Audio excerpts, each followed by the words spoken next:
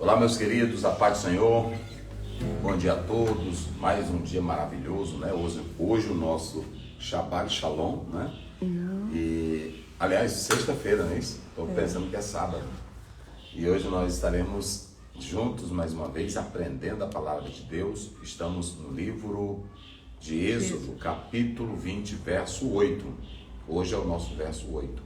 Ontem falamos do 7 e hoje do 8. Como a nossa leitura é uma leitura linear, contínua, de cada versículo, estaremos tratando de todos os assuntos, ok? E hoje o nosso assunto vai ser sobre o Shabat, certo? Nós vamos adorar a Deus com o hino 232. Bem-aventurados são os de limpos corações. Bem-aventurados são os de limpo coração, que não buscam as riquezas para si, a tranquilidade e paz que desfrutam ou jamais poderão discrimináveis ser por mim. Oh, cantemos aleluia, jubilosos com poder, bem alegres com fervor, demos a Jesus louvor e mais gozo vamos nele receber. Grande dia em meu favor, me concede meu amor, pelo sangue que por mim verteu na cruz, tornará também meu ser cheio de verdade e poder, se viver e caminhar em sua luz. Oh, cantemos aleluia, jubilosos com poder, bem alegres com louvor, demos a Jesus louvor e mais gozo vamos nele receber. Ao Senhor obedecer, nele mesmo me encher, para mim isso é um verdadeiro céu, e por seu imenso amor para o pobre pecador quero aqui louvar. Oh, cantemos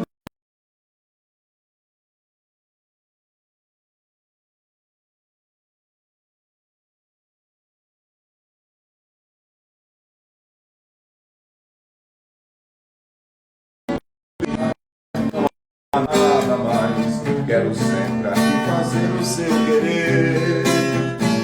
Tenho amado Salvador e posso o seu amor, gozarei eternamente do prazer. Oh, cantemos aleluia, jubilosos com poder, dele vamos receber. Oh, cantemos aleluia, jubilosos com poder, entregues com fervor, demos a Jesus louvor.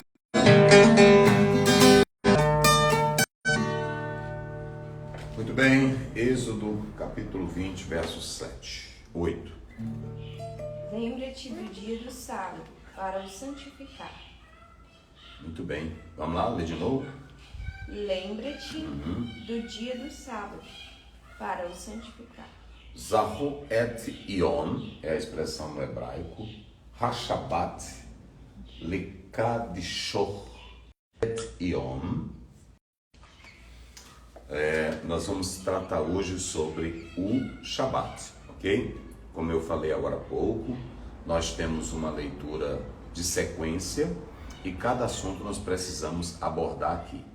Não estamos aqui para tratar de um viés A ou de um viés B, estamos aqui para apontar o que as Escrituras realmente falam, ok? Então, nós vamos analisar, a princípio, dois verbos importantes.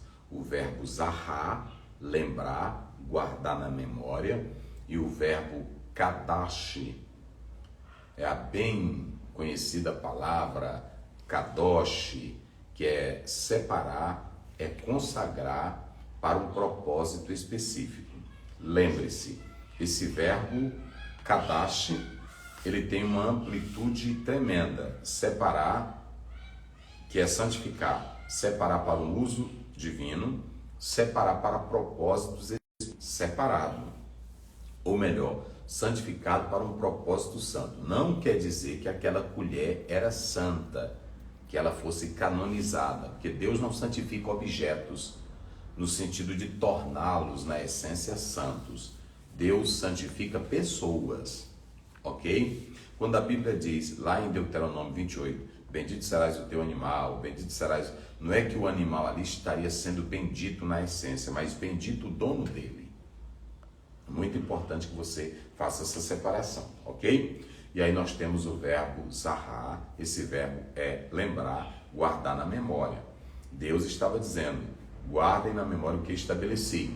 Voltando lá para Gênesis 2, verso 1. O que você tem do verso 2, primeiro em diante? Nós vamos já tratar. Deus descansou. Então aqui você tem um princípio de se lembrar disso aí, ok? A expressão Shabat, se vocês analisarem, na própria essência, Shabat, você pode observar, ela quer dizer um dia de expiação, um ano sabático ou então semana.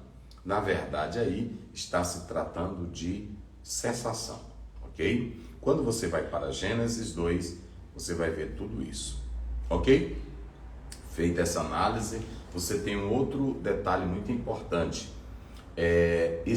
Essa estrutura do verso 8, ela não vem seguida da negativa ló no hebraico. Por exemplo, não matarás, não dirás falso testemunho, não terás outros deuses. Veja que aqui ele sai do ponto da negatividade ló para a positividade.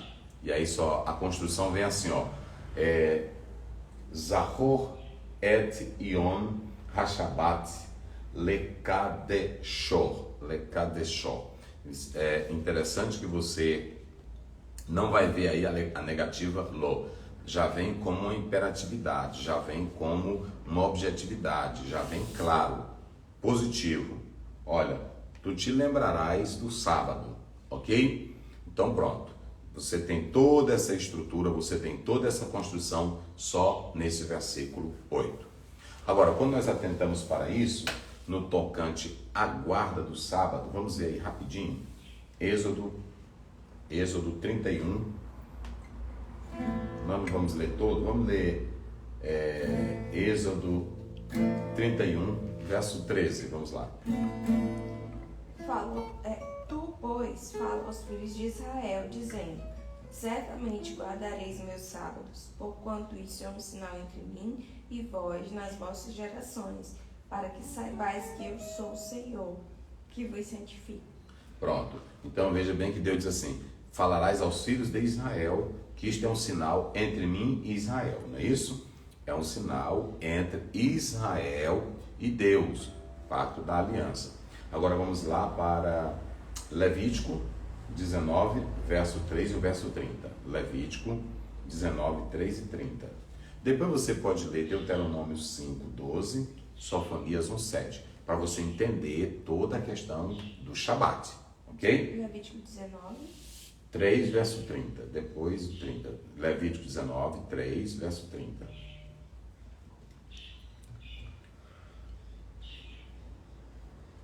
Cada um temerá sua mãe e seu pai. Levítico Guardará 19. os meus sábados. Isso. Agora o verso 30. Guardareis os meus sábados e o meu santuário reverenciarei. Eu sou o Senhor. Muito bem. Então você tem aqui várias expressões ligadas a Israel, do pacto e da aliança que Deus havia feito com Israel. Ok? Então, qual é a segunda análise que nós vamos fazer aqui? A definição original da palavra Shabat. Quando você olha para a palavra Shabat, a princípio ela não quer dizer descanso. Isso está na sua originalidade. Vamos lá para Gênesis, capítulo 2. Gênesis, capítulo 2, olha o que nos diz a palavra de Deus. Vamos lá, Gênesis 2, verso 3. E abençoou Deus o dia sétimo. E abençoou Deus o dia sétimo. Olha aí, não está, veja bem, Shabat. E abençoou Deus o dia sétimo. Vamos lá. E o santificou. E separou. Porque nele descansou de toda a sua obra que Deus criara e fizera. Porque essa palavra aí, descansou, não traz a ideia de descanso, mas de cessação de trabalho, ok? Porque se você analisar, vamos analisar, porque tem muita gente que não analisa, e a gente vamos atentar para isso. Nós iremos atentar para isso, né? Desculpe aí. Vamos, Isaías 40, verso 28. Vamos lá. Isaías 40, verso 28. Depois, Salmo 121, 4.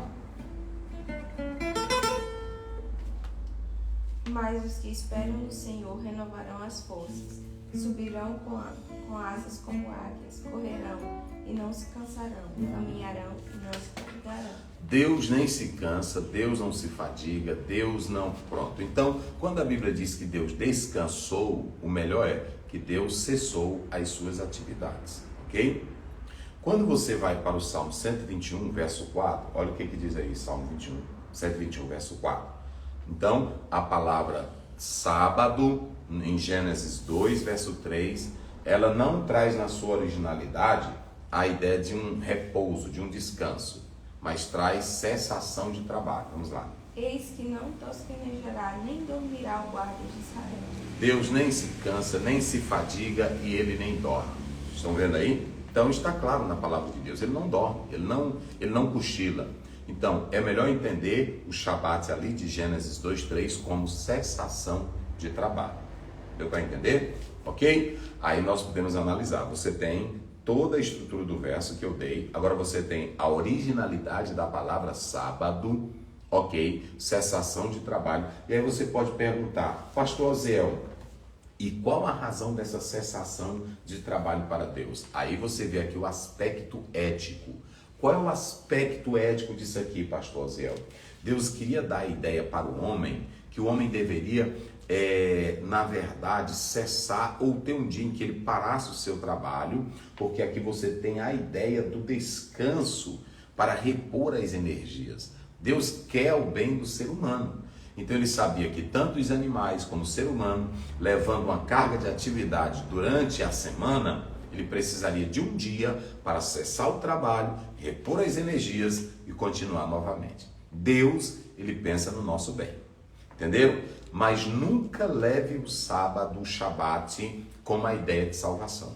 Nunca leve o Shabat, eu tenho que guardar o sábado para ser salvo.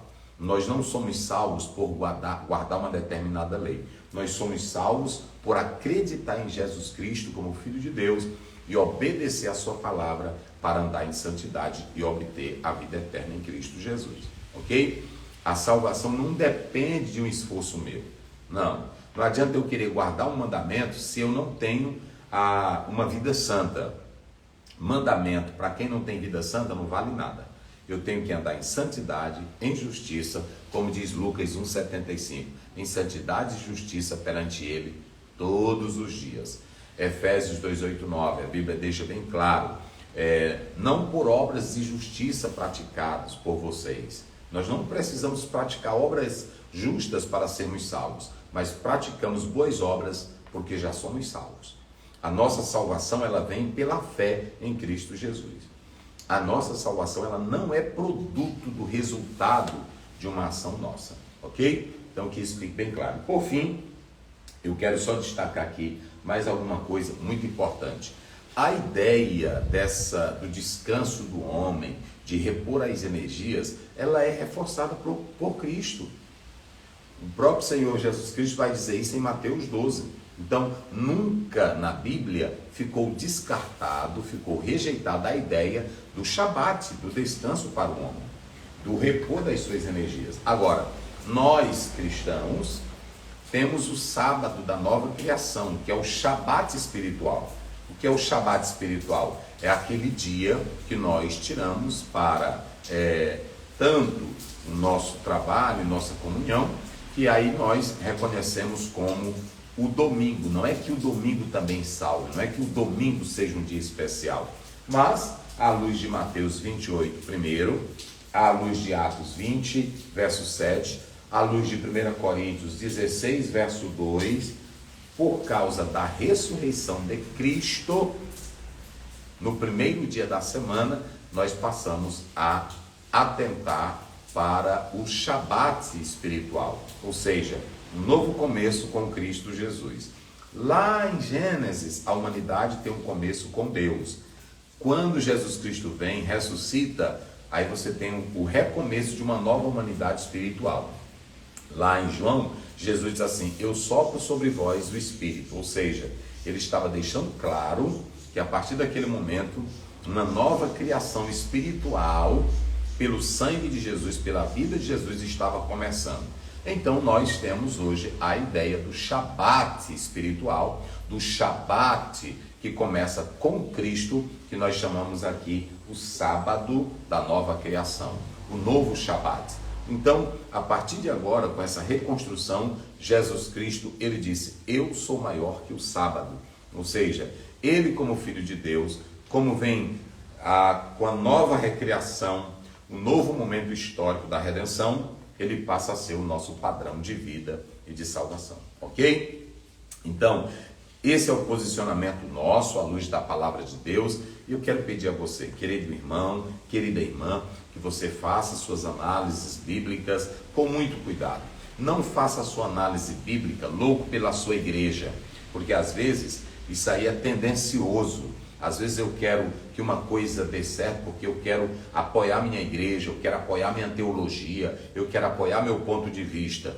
Nunca leia a Bíblia nesse ideal. Nunca leia a Bíblia com essa perspectiva. Leia a Bíblia para ser salvo, para ser santo e para ser obediente. Não siga esse viés: eu quero defender. Eu, quando observava, fazia direito, tinha um autor que dizia da seguinte maneira: todo jurista é tendencioso, ele vai ser influenciado pela sua cultura, pelo seu tempo, pelas obras, e também pode ser influenciado até pelo aspecto emotivo. Então, muitos dizem isso. Agora, quando você for para a Bíblia, você deve ser influenciado pela Bíblia, não pela sua linha de pensamento.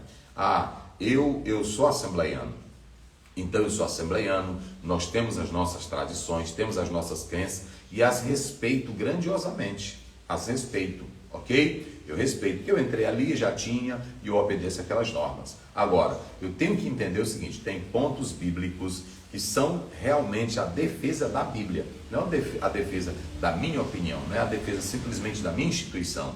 A minha instituição, ela tem que defender aquilo que é bíblico, ok? Então, o Shabat, ele não pode ser uma ideia exclusivista de um grupo e nem interpretação jocosa, interpretação própria, só objetivando a consubstanciação de um ponto de vista. Eu quero isso aqui e pronto. Nós não podemos ser assim. Por isso que Jesus Cristo disse: examinai as Escrituras. Tem uns que examinam como os judeus. Eles examinavam as Escrituras não com o verdadeiro sentido de achar Cristo para a vida eterna, mas para simplesmente legalizar seus ideais, seus pontos de vista, o que é simplesmente perigoso. Você deve se voltar para a Bíblia com temor, com reverência e com santidade, dizendo: Senhor, aqui é a tua palavra, fale comigo. Então você não deve ler a Bíblia, ouçam bem, outra coisa. A teologia sistemática, ela vem apenas para sistematizar as verdades reveladas na Bíblia. A teologia, ela não tem autoridade mais do que a palavra, são instruções humanas, são homens que pegam os textos da Bíblia, dão suas opiniões, mas a teologia sistemática, ela não pode salvar, ela não é a voz autoritária normativa. A voz autoritária normativa é a santa e gloriosa palavra de Deus, ok? Então fique com a palavra, obedeça a palavra e que Deus te abençoe em nome de Jesus. Vamos lá? Tem o hino da palavra aí?